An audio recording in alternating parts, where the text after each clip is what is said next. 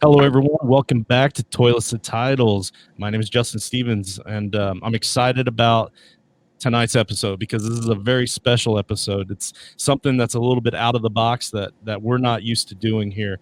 Um, we're not calling this episode 38, which is what the next episode would be. We're calling this a very special episode because we have a very special guest on tonight. And you guys know all the other guests that we've had on the show, the other fantasy football analysts and experts within our field that we respect so much. But this time we have an actual athlete coming on the show. We have a Division I athlete from the Indiana Hoosiers, and that's all I'm going to tease for right now. But for right now, I want to remind you guys, you can make sure you check out our show at Toilets Titles. Also, I want to introduce my co-host while we're at it. The guy right here. Now I see why John always has trouble with this right thing. This dude over on this side of me is my co-host, John Sheps. That's at Coach Sheps. John, I know we just met up a few days ago, me, you, and Nate, and we met up with Kyle. I want to remind everybody that episode 37 with Kyle Benefuel was about IDP and rookie IDP. The first 2/3 of that show, that episode, is not time sensitive. So that's a really good episode to go back and listen to if you all play in IDP leagues, all the way up and then even including to the beginning of next season when you're trying to figure out rookies and guys that you're going to draft and pick up. So just a reminder of that. Go back and watch it. I'm going to have a link at the end of this video that will take you right to that episode. So stick around, watch this awesome interview, then click that link and go back and watch it. But John, like I said, saw you a few days ago. We talk almost every day, but I got to know, how was your day today, bud? It was excellent, man. It was really good. My wife and my daughter teamed up yesterday and beat me and my son in Clue. Me and my son weren't teamed up. We were separate. We were playing Scooby-Doo Clue. They won. It was eating at me all evening. It was eating at me all day.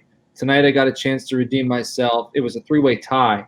So I didn't win, but I also didn't lose. So progress. How do you tie at Clue? Did you all guess the wrong thing? Yeah, I tricked them. So I was asking questions about characters I had to trick them. And it worked, but it also hurt me, but right. Tie is progress. That was Scooby-Doo Clue, right? Scooby-Doo Clue. Ruh-roh. Shaggy. Okay. And I was Shaggy, if you were wondering. I can picture that. I can see that. I gotta show you. One year we were Scooby-Doo in the crew for Halloween. I'll post that picture one day. Nate, I'm sorry. Nice. No, that's all right. We got Nate Wallen down below us. He is obviously one of our other co-hosts here at Toilets and Titles, and I know his boy had a checkup today at the doctor. They got some good news, so we're pumped that our newest member of the Toilets and Titles family is still strong and healthy. So Nate, I'm sure that was the highlight of your day, but anything else special happened today? Anything big? No, not really. Like I said, yeah, pretty much, was huge news for us. And, I was pretty optimistic through the whole thing, but, you never really know until you meet with the doc and everything. And unfortunately, I am at training, and so I wasn't able to go. But my wife went, and, because she carries all my weight around anyways. So thankfully she was able to go and get all the good news and everything. But yeah, it's a good day, and we're doing good. So happy to be here. When you read the news on the text, did you do like one of the discount double checks? Did you just drop your phone and just discount double check? Like, you know what I mean? She didn't text it to me because she got out we're in training right now. We eat lunch like around 11:30, and she got out of the appointment like right around 11. So she texted me like, "Hey, can you call me?" And I knew that since she that always makes my phone curl when I get texts like that. I figured if the news was bad, she would have just immediately been calling me, So I was like, okay, all right. And then I got in the truck and she told me. So I was I was pretty ecstatic, and it was a good thing to hear. So yeah, that's awesome. I'm discount double checking for you. You can't see it. Boom. Yeah. And I am at JustinFF_, and I'll be honest with you, Nate, I got literally 0 minutes of sleep last night because my sister-in-law had a health issue with her gallbladder, had to go to the emergency room, so I had to go watch my niece, and I couldn't sleep on their couch, and their cat was bothering me, and dude, I had to go to work this morning. I had a horrible day, And when I saw that message from you, dude, I mean, seriously, it lit me up. It made me feel so much better. I'm juiced. I'm ready to get through this episode. I am drinking Sam Adams tonight, so there's a really good chance that as soon as this episode is done, I'm just going to lay my head down right here at the MLO studios in Strawn, Indiana, and pass out right away. So, but I'm also going to have probably some links pop up right about here where we talk about Strawn, Indiana, and the MLO studios. So just so everybody knows.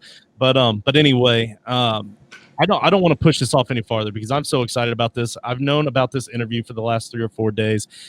We actually were able to snag this interview through my son who goes to school at IU. He used to work at a place called Rush Bowls, and one of his regular customers that used to come in is this guest tonight, and they got to be friends and fortunately close enough friends to exchange numbers. So once I asked my son if he happened to be in any classes with any athletes, he's like, I know somebody and I can at least get you his number and see if he wants to come on. So before I bring him on, I want to give you guys a quick rundown. He went to Brother Rice High School in the Detroit area in Michigan, played his high school ball up there. He also was an academic all Big Ten honors for the 2020 season. So he's a smart guy too. We're going to learn a little bit more about his brain and his extracurricular stuff here in a little bit. But our guest for tonight for the interview is Peter Schulz. He is an offensive lineman. From what I can tell from the video, primarily a guard. Maybe he plays a little bit of center as well. Do I have that right so far? Yes, sir. All right, absolutely. Position flex. He's got position flex. Yes, sir. Yeah, exactly. So let's just start off simple, Peter. Let's hear a little bit about you. I've seen pictures of you and your family. We know you're from the Detroit area. Tell us a little bit about your family, a little bit about your high school, and that sort of thing. Yeah, for sure. So I come from a family of 4. I have an older sister. She's a senior this year at the University of Dayton, and it's never a dull moment with her and I around. And then both of my parents, my mom grew up in Toledo, Ohio, and my dad grew up in New Haven, Connecticut. And I was born in the Detroit area, and then we moved to Fargo, North Dakota for 6 years, which was a lot of fun. Very, very cool place if you ever get the chance to go. Not much there. Don't go in the winter, but it is a cool place. And then we actually there's a lot of floods in North Dakota, and we were in a floodplain. The city had to take down our house, so we decided it was time to move back home to the Detroit area. We got a lot of family in the area, so then we moved back, and I went to high school there as well. And my high school, Brother Rice, is I was able to flourish a little bit there. I played football all 4 years, 3-year letter winner, and then I also did theater. I did crew for 3 years backstage, and then for my last show, I decided to act, and it was a lot of fun. What was the show? West Side Story. Okay. Nice. Good one. We Yeah, did Bye Bye Birdie. I was in Bye Bye Birdie. Nobody did. I got you. Theater's a lot of fun, man. Now And- he just sings "Bye Bye Bye" from the band Pink? or band. Your high school. So what side of 8 Mile were you on in Detroit? I was on the north side of 8 Mile. So Because he's from New York, so the only thing he really knows about Detroit is the movie 8 Mile. that is a great movie, and it actually, it kind of to sort of a little bit of an extreme, but the 8 Mile is a metaphor. You got to get past your 8 Mile, and I lived on the north side, which is the side opposite Detroit. So I actually live at 14 Mile Road, which is 6 miles north of 8 Mile.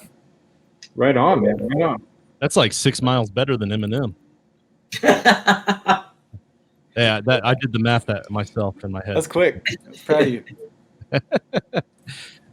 So we have some questions here for you, just very general, basic questions. But the first thing I wanted to ask is, I noticed that you were on the scout team, and I was going to tease this in the intro, but you said, you had told me before that you were a redshirt freshman, and I noticed that you were on the scout team because I kind of Google stalked you a little bit, to get ready for the interview here, but you were a 2-time Scout Team Player of the Week for IU this year against Michigan State and against Penn State, and you guys beat Michigan State 24-0, and you also beat the number 7 ranked Penn State. So I think it's pretty easy to say, for one, that they wouldn't have done it without you, and then also, what exactly is involved with being a scout player on a week-to-week basis? Like a lot of people may not realize just how important you guys are to the team, and I kind of want to get an idea of what you have to do from a week-to-week basis. Yeah, totally. So we basically we do everything the travel squad does for the most part, except we watch film. So as a scout team offensive line player, I'll watch film on, for example, when we face Penn State, I watch film on Penn State's offensive line to see what they did, see the player that I'm trying to replicate what he does best, and give our starting defense the look. So we go up against the starters every week, which is a lot of fun. We get them better, and we might jaw them a little bit too, and when we get a good playoff. And so that's basically it. And one other thing, we have an extra lift compared to the travel guys, and that lift is pretty is probably the hardest lift of the week. So do you really have to learn the other team's offense in that week? Kind of. So they do it really the GAs work with us, and we do it really efficiently. In that they have a card with the routes that we have, these go routes, and on these go routes it's a device, and they draw out these cards, takes pictures of it, and then that's the play. And all the skill guys have a go route, and that's how they see their route.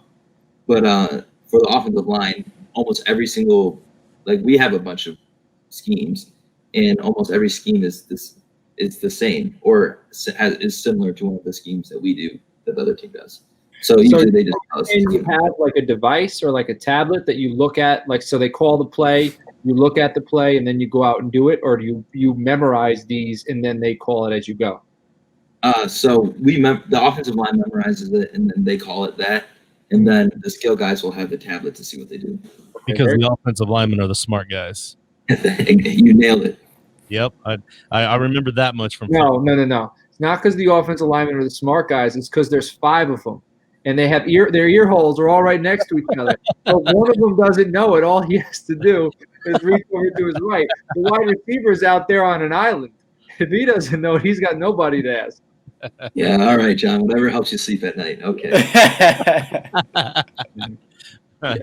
Right on. So I had a follow up to the scout question there, but you actually answered that as we were going along. So that's awesome. You guys got any questions for him? I want to ask. So what was it? So did you go when you went to Indiana?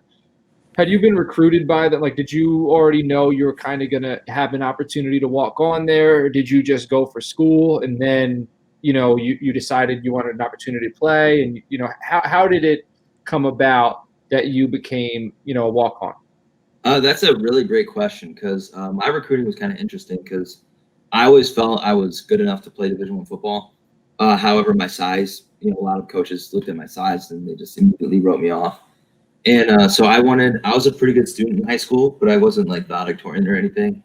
So I was going to try to use football to get me into a school that I couldn't get into otherwise, such as, an Ivy League school or as such. That didn't end up working out because of my size. And then, so I decided to just go to wherever my best academic opportunity was. And that ended up being the Kelly School. And so once I decided that, I knew immediately I got to contact the coaches, and I'm going to try to walk on. And my head coach at Brother Rice, he had the contact information for Coach Hart, who he just left from Michigan, but he was my contact during recruiting or whatever. I basically was like, I'm coming to school, love to walk on. Here's my film, and essentially he said, "Great, we'd love to have you." Hell yeah, that's awesome. That's awesome. So that was it. So did he set up what was the tryout like? Was there a tryout period, or you kind of just started off at the weight room and went from there? So this is where it gets kind of interesting. So I didn't get a tryout. I guess you could say I was preferred or whatever, but I wasn't recruited as a preferred walk-on. It kind of happened that way because I wasn't initially going to go to fall camp because all the fall camp spots were filled. Okay. But a couple days before fall camp started, someone quit. So they called me 2 days before fall camp started and said, you don't have to. I know it's last minute. Can you come down for fall camp? And I was like, I would love to, but this is a dream come true. And but I was getting my wisdom teeth out 2 days later. So I was like, on the phone, I was stuttering. I was like, I don't even know what to say. And they're like, well, he goes, what's wrong? Like, I'm getting my wisdom teeth out on Friday. And he goes, okay, we understand. It's last minute. So, and then another day goes by, and Coach Hart calls me again. He goes, can you come a couple days after you get your wisdom teeth out? And I was like, sure, but I'm not going to be in the best state after I get my wisdom teeth out. So I ended up, my mom helped me a lot because, after you get your wisdom teeth, you're all on the anesthesia and everything. And my mom helped me out a lot, and we ended up going down. I didn't practice for the first few days I was here, but that's kind of how it all worked out. It was pretty crazy, but wouldn't have it any other way. Man, that's phenomenal. And it was a crazy time, I'm sure. The world was in a crazy place, or maybe not yet, but could have been a foreshadowing of things to come. But that's cool, man. That's because everybody's story is different. And the fact that, that's what it took for you, and that opportunity come up, and that guy quit, and then boom, you hopped right in without any wisdom teeth. I know we have a picture. Justin, we have a picture of the post wisdom teeth. Do you still have that one from the? I sure do. Let me pull that up right now. Some post wisdom teeth shenanigans.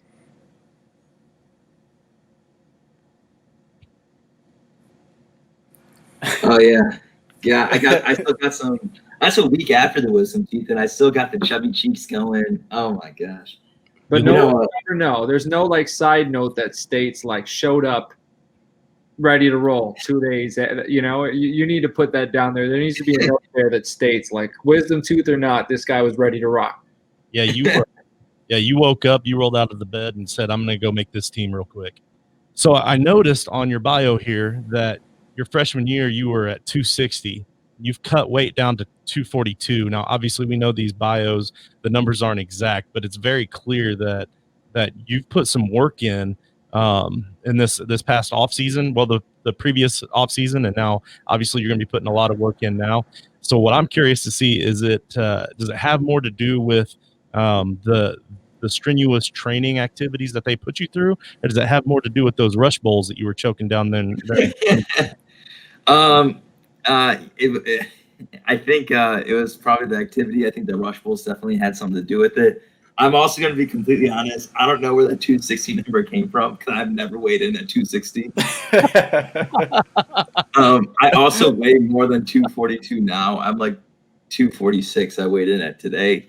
So those numbers, when you see I don't know if I should be saying that, but I never weighed in at 260. That 242 number is much more accurate. But yeah, I saw that they put me at 6'2", 260 when I first went in. And 262 is with the wisdom teeth, and you're a pretty wise offensive lineman. So yeah, there it is. Those of you that don't know, Red Bulls in Bloomington is like a healthy froyo type place. In my mind, I think it's like healthy froyo. Their food there is absolutely horrendous, dude. You had to have been dedicated to cutting weight for you to eat there almost every day. That or you just really got along with my boy David down there. But I tell you what, that food is nasty. I'm not afraid to say it either. That's cold-blooded. Yeah. It's not. I had the smoothies. The smoothies weren't bad. I mean, they weren't great, but it was the closest smoothie place to my dorm, and I was like, I'll take it. Oh, there you go. It's convenience. Gotcha. There you go. Hey, Nate, you had a great question about Peter's head coach, Tom Allen, here that I want to hear this question because I have to hear the answer. So, well, it's kind of like a two-part, I guess, but I know you, when you walked on, did you know much about Coach Allen before you started? Like I said, I didn't, and in the last couple months or whatever, I've learned more. And like I said, watching you guys on TV, he's a pretty fiery guy, and I really enjoy watching him coach. And I heard some stories not sure if it was at IU or prior to, but celebrating with some guys and getting a tooth knocked out maybe, and like a bloody nose and some stuff like that. I didn't know if you knew some of that stuff or what kind of stories you got for us from it. He's just into your first question, I didn't know much about him like personally. I'd done my research and just wanted to be informed, when I joined the team and everything, and know, who he was and everything in his background. So I did do research and everything. And I'd only heard good things and just read good things about him. And that's a loaded question. What's it like to play for Coach Allen? And it's like, first of all, there's no other head coach I would rather play for. Like, straight up. Good answer. Like, yeah. He is so he has tons of energy. I don't think I've ever seen him like lacking energy, like ever. Like, I don't know. I've never seen him lack energy. And but to those stories, I had heard some of them too. The only one I've seen in person is when he tackled Devon Monster Matthews and like needed stitches on his cheek from this year. That's the only one I had seen in person. But he's really just a ton of fun. You can tell he really genuinely cares about all his players, whether or not it's like me a walk-on or your 4-year starter or whatever it may be. He truly does care, and he just supports us and wants us to be great. And he's also, he's like just like any coach, he'll be hard on you when he needs to be hard on you. And but it's always coming from a place of love. And he'll like, if you do something great, he'll encourage you too. And he just I respect and love the hell out of him. Well, I'll tell you this much: as a born and bred Indiana Hoosier myself, and my son, like I said, my son goes there. My wife actually teaches at IU East in Bloomington, or I'm sorry, IU East in Richmond, but she teaches like IU classes in general. So if you look for Lori Stevens on the professor's list, you might write that down because I'll tell her that her, or that me. Anyway, so you're talking highly of Tom Allen after seeing 35+ years or whatever of miserable to mediocre football. It sure was refreshing to see the season that you guys had this year. Only 2 losses. I mean, you lost to Tennessee by 1. That was your only non-conference game. And the only conference game that you lost was to Ohio State, who eventually went on to play in the national championship. And you only lost to them by a touchdown. You guys beat Michigan State 24-0. You beat Penn State, Michigan, and Wisconsin, who were all ranked when you beat them. Like, this was an incredible season, an incredible ride to watch as a fan.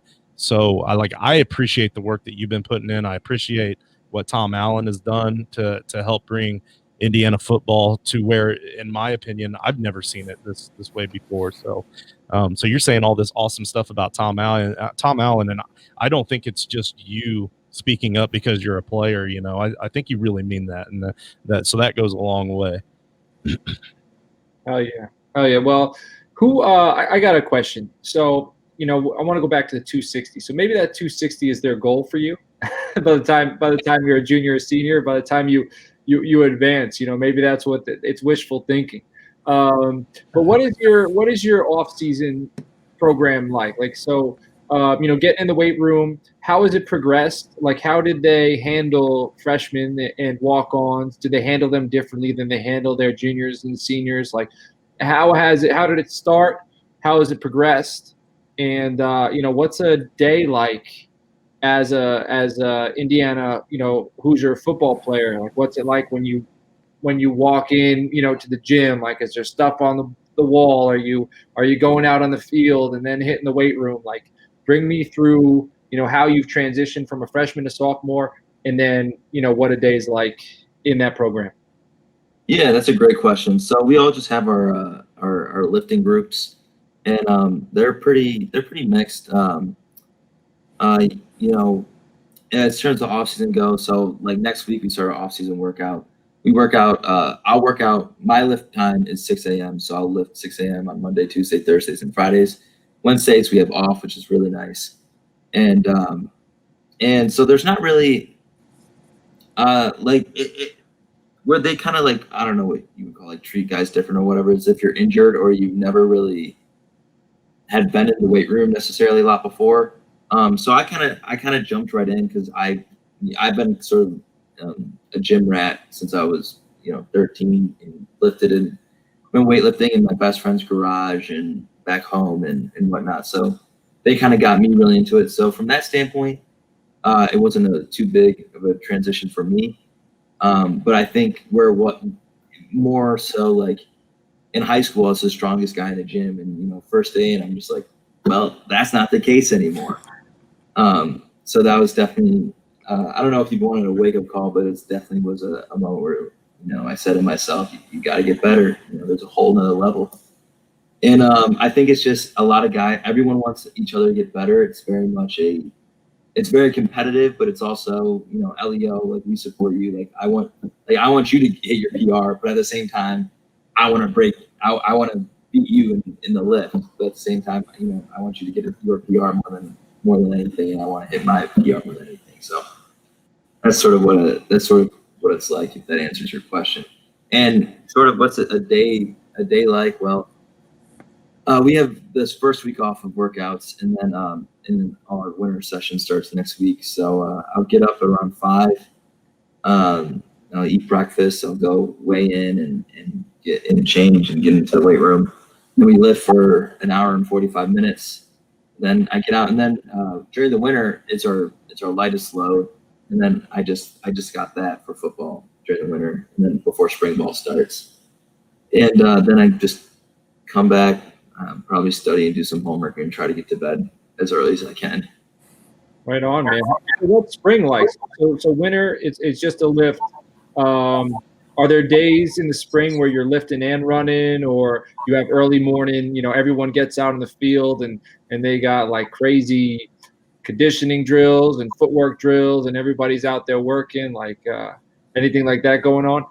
I should add, we run and lift in the winter. And then when spring ball starts, we'll lift and run, and then in addition, we'll practice actual football. So, and then we have our spring game in April. So as much as I would love to speak on it, I didn't get too much of experience in spring ball because that's when we were all sent home last year. It was 4 practices in. So I can't really speak too much on it, but it's a lot more taxing. It's more from what I hear, it's longer practices and in season, but it's not quite as much obviously from a preparation standpoint. We're not necessarily preparing for a game, and it's more physical. Whereas in season they want us to stay safe and not get hurt. So there's not a lot of days with full pads in season. Whereas in spring ball, they more so that's when they want to see all the physicality brought out in practice.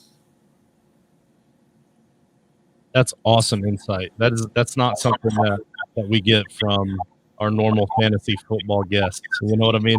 This is awesome. I really appreciate this. Yeah. Did you play in or win state in high school?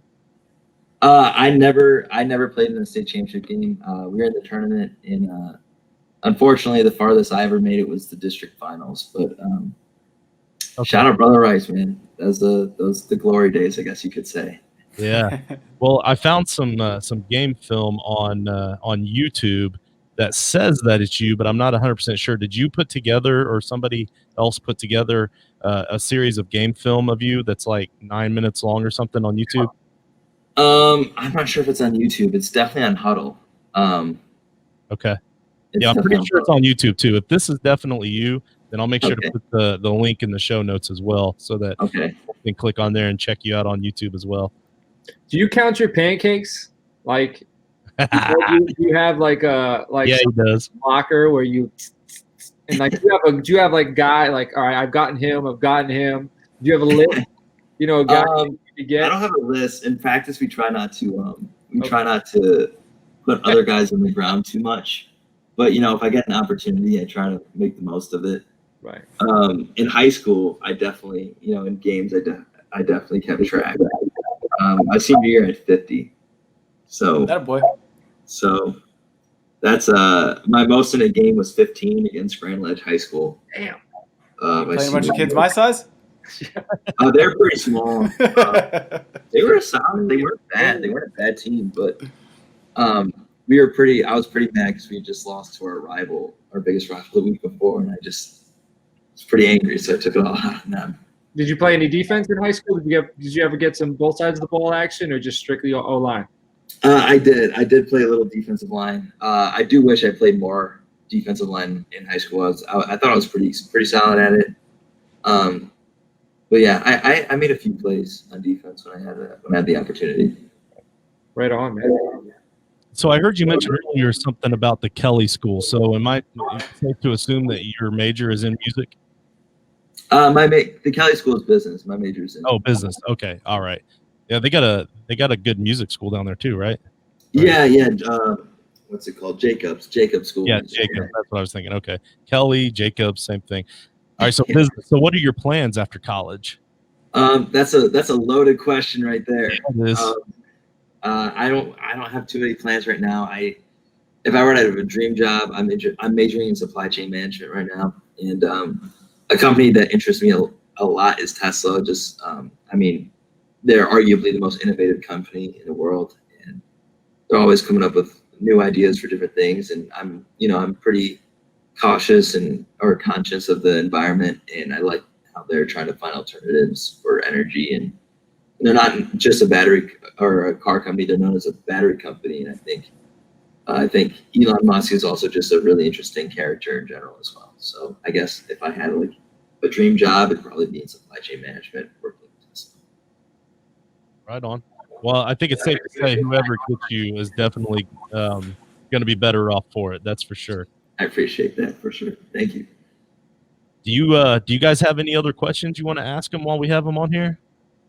I guess you could just let everybody know what you've been doing in your spare time. We kind of got into that a little bit before the show, but I know right now things are a little, strange in the world, and you can't be out there running around and doing as much as normal college students would be doing. So what do you do besides sleep and eat when you're not at practice? When I'm not at practice, I got my keyboard back there. I play some piano. Nice. When I was at home, I went rock climbing a lot at this indoor rock climbing gym with mask on and socially distant. You're climbing rocks at 6'2", 250. He's got some good reach. He can get the easy ones, right? Man, I mean, phenomenal. I got some good upper body strength on me, so I do what I can. It's a lot. That's a blast. I'm gonna look to get a membership at the climbing gym here in Bloomington, and then when I was home, I went skiing a bunch. I love to ski. Definitely a big hobby of mine. And then, I've been playing music, listening to a lot of music. I've been reading some good books. I'm reading right now. This book's called Warp 2. It's about I don't know if you're familiar with Alexander Hamilton, but it's about his relationship with Aaron Burr and sort of how it came about. And then Aaron Burr eventually killed Hamilton. So it's a very interesting book. And then my uncle just got me the Barack Obama autobiography, which no matter where you are on the political spectrum, I think an autobiography by a former president is really interesting. So I'm going to start looking forward to starting that soon. So reading and music and climbing, that's some very good things. I envy you for all those things that you're doing, man. Good for you. Dude, if I had a daughter your age, I'd be trying to give her your number, I tell you. Oh, man. I also noticed you sent me a pretty it was an interesting photo. I'm not going to say that it was a funny photo. It was just interesting because I'm not used to seeing guys from Detroit or Fargo, North Dakota surfing as well. Wow. Is that something you do on a regular basis? Oh, yeah. I went surfing my spring break trip. I don't know how I pulled this off. I convinced my parents to let me go to Hawaii without them. Damn. And with friends. And it was incredible. It was awesome. How old were you at that time? I was 18. And my friends had a couple of my friends had their moms come. So it wasn't like we were just a bunch of 18-year-olds in Hawaii doing whatever the hell we wanted. But which would have been awesome. But we ended up we went surfing one day, and I went on the board and I got up. It was fun. It was a lot of fun. So I was just you ever get the chance to go to Hawaii? Yeah. Well, it's funny that you were reading a book about war. I have one more question I want to ask you, and then we'll let you go. It's just a funny little, to get inside the brain of a D1 offensive lineman on something that's not football related. It's a would you rather question, and we play would you rather with my family from time to time. It's a pretty fun game, and maybe you've heard this one, but would you rather have the ability to put a stop to all war or end all world hunger? Ooh, jeez, man. Why are you making this kid think so hard? Yeah, come on. Because he's smart.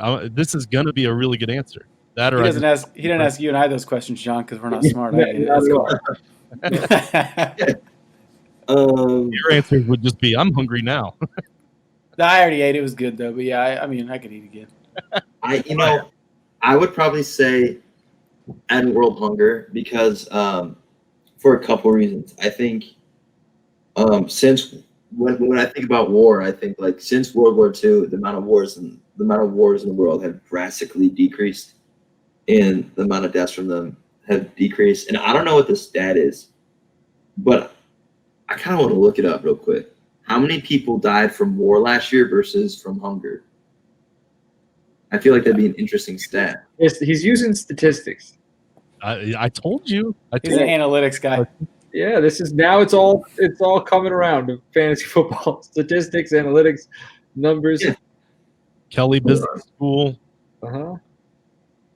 So this kind of reminds me of Joshua from Fusion Fantasy Football with his spreadsheets. He's probably Joshua's probably watching this. When he watches this, he's going to be crunching the numbers himself. Yeah. He might already have a spreadsheet on it. Shit, he might. So over 2,000 American soldiers died on the war on terrorism in Iraq and Afghanistan. But people died of hunger in the U.S. So we keep it. 9 million people died of hunger every year. That's just the U.S.? No, that's got to be the world. That's the world count. So my Google was a little off, but that was still a very awesome way to answer that question. That's a big number. I think I don't think 9 million people died from war last year. I could be wrong. If I'm wrong, stand corrected. But I'm gonna go with end world hunger versus end all wars. Very good, very very good way to answer the question too. That was a tough one. The next one maybe we'll have on a wide receiver or a defensive back or a safety, and we can give them a softball one that they don't have to think as much. All right. Well, unless you guys have anything else for Peter, I'm going to let him go. Do you guys have anything else? No, I just want to say thank you for coming on, man. And, good luck. Good luck with everything you're doing there. Like, I hope, another opportunity arises and you can take advantage of it. You're ready to take advantage of it and things go well for you, man. I appreciate it. Thanks a lot, John. And thanks, Nate. Thanks, Justin, for having me on. It was awesome. Well, I know Nate probably has one thing he wants to tell you that's very important for a college student to keep in mind. Oh, yeah. Well, just make sure that you keep staying positive and testing negative. Very important. And thanks for coming on, man. Like I said, it was great meeting you, and I look forward to keeping an eye on Indiana and everything next year. So. Yes, sir. Appreciate it, guys. Stay positive, test negative. That's what's up. Yeah. Peter, we're going to stay in contact because within the next year or two, you're going to be a starting offensive lineman for a D1 school. You're going to be an undersized offensive lineman that's going to show people in D1 how big a heart can be. So really appreciate you coming on. We're going to stay in contact. We probably even have you back on the show again just because it was such an interesting way of looking at football for us. So thanks again. Appreciate your time. Thanks, guys. Appreciate that.